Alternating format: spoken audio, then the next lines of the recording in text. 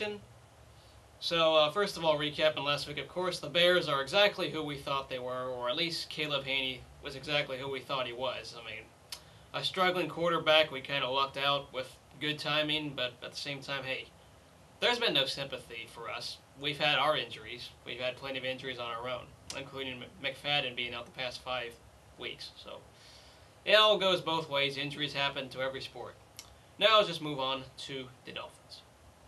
First off, the Dolphins, the Raiders are going to go out to Miami, take their talents to South Beach. We need to see them use them. They'll not want to see this team sleepwalking against the Dolphins. This Dolphins team is actually pretty tough, despite the record they have. I think a lot of people can admit the Dolphins, the last 4 games, I go by the theory, you're good as your last game. And the last 4 games for these Dolphins were actually pretty good. They won 3 games very convincingly. And then they played a hard-fought game against the Cowboys, which they barely lost on the final gun, thanks to a late field goal.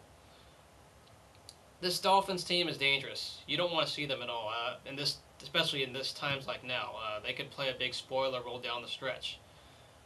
When it comes to the Dolphins, yeah, their names may not be the most attractive. The one thing they do have that's their biggest strength is the run defense, which means the Raiders, since McFadden probably is out again, we'll have to utilize a balanced attack. Going to do passes and runs.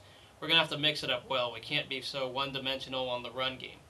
Because if these guys supposedly have a good front 7, as their ranking indicates, they're going to stop the run. Of course, we learned that with the Bears. Of course, we had to throw the ball, and it barely worked. One play to Lewis Murphy, sets up the game-winning touchdown. Boom, the Raiders win. It wasn't pretty. It was ugly, but it got the result. The balanced offense is going to need to come through for this game.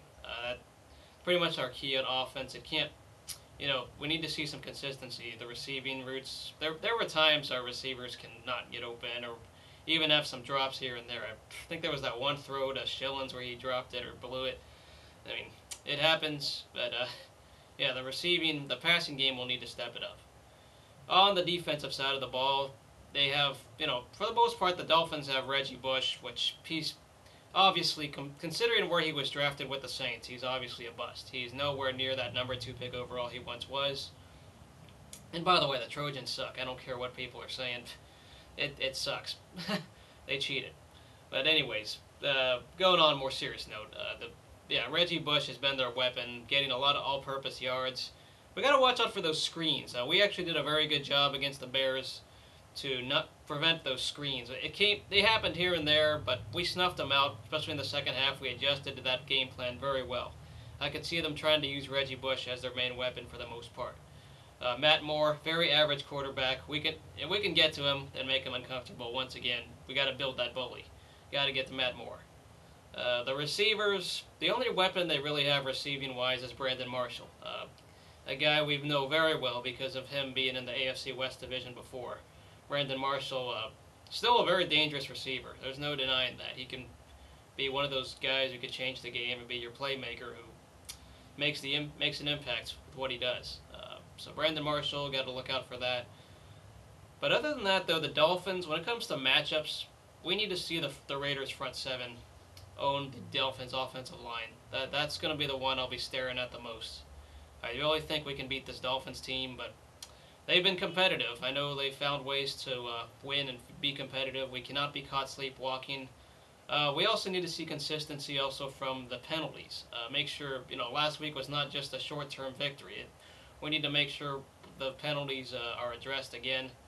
I think we're playing 10 a.m., of course, in our time in Miami. They still have to have that composure, that build-a-bully method, that real aggressiveness and fire that this Raiders team has had for the most part. Going out to, I'm not sure how the weather is going to be in Miami. Going to be probably hot, maybe some share of rain and humidity. That's what the tropical stuff is like down there. But Raiders, you got to take your talents to South Beach. You got to use them, and you win this game if everything goes right and you play proper, smart football. Hugh Jackson better not let anything get to his head and getting too aggressive play call wise. So with that being said, see you guys later. Go Raiders, and let me know what you guys think about this game. See y'all later.